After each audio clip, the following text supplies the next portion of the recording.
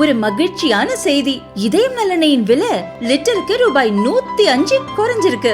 September 2023ல 1 litre இதயம் நல்லெண்ணெயின் அதிகபட்ச விலை ரூபாய் 503. ஆனா இப்ப 1 லிட்டர் இதயம் நல்லெண்ணெயின் விலை ரூபாய் 398 மட்டும்தான் தமிழ்நாட்டுல. அப்ப இனிமே எல்லாரும் இதயம் நல்லெண்ணெய் வாங்கலாம் இல்ல? தினமலர் திரை திருவிழா QR கோட் ஸ்கேன் பண்ணுங்க, கண்டெஸ்ட்ல கலந்துக்குங்க. Good bad ugly movie tickets வெல்லுங்க. Powered by cabin line date syrup. தமிழகத்தில் சில நாட்களாகவே பரவலாக மழை பெய்து வருகிறது.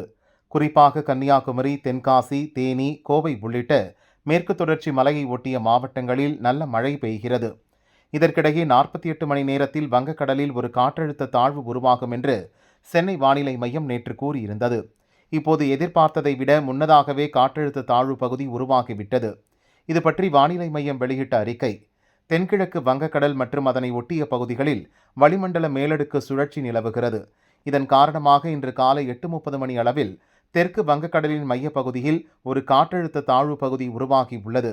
இது வடமேற்கு திசையில் நகர்ந்து நாளை தென்மேற்கு வங்கக்கடல் பகுதியிலும் அதற்கடுத்த 48 மணி நேரத்தில் வடக்கு திசையில் நகர்ந்து மத்திய மேற்கு வங்கக்கடல் பகுதியிலும் நிலவக்கூடும். இன்னொரு பக்கம் தென்கிழக்கு வங்கக்கடல் பகுதியில் இருந்து தென்மேற்கு வங்கக்கடல் வழியாக தென் தமிழகம் வரை ஒரு வளிமண்டல சுழற்சி நிலவுகிறது. இதன் காரணமாக இன்று ராமநாதபுரம், புதுக்கோட்டை மாவட்டங்களில் கனமழை பெய்ய வாய்ப்புள்ளது. நாளை புதுக்கோட்டை, தஞ்சாவூர், திருவாரூர், நாகப்பட்டினம், மயிலாடுதுறை, காரைக்கால் பகுதிகளில் கனமழை கொட்டி தீர்க்கும். அதேபோல் தென் மற்றும் வட தமிழகத்தின் ஒரு சில இடங்களிலும் புதுச்சேரி பகுதியிலும் இடி, மின்னல், பலத்த காற்றுடன் இன்றும் நாளையும் மிதமான மழை பெய்ய வாய்ப்புள்ளது. 9ஆம் தேதி முதல் 13ஆம் தேதி வரை தமிழகம் மற்றும் புதுச்சேரியில் பரவலாக மிதமான மழை பெய்யக்கூடும். சென்னையை பொறுத்தவரை 48 மணி நேரத்துக்கு வானம் மேகமூட்டத்துடன் காணப்படும். லேசான மழை பெய்ய வாய்ப்புள்ளது.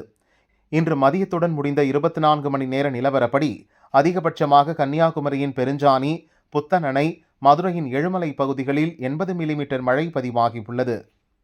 இது தவிர மதுரையின் கள்ளிக்குடி, உசிலம்பட்டி, கரூரின் அரவக்குறிச்சி, தேனி சண்முகா நதி, விருதுநகர் காரியாபட்டி பகுதிகளிலும் கனமழை பதிவாகியுள்ளது என்று வானிலை மையம் கூறியுள்ளது.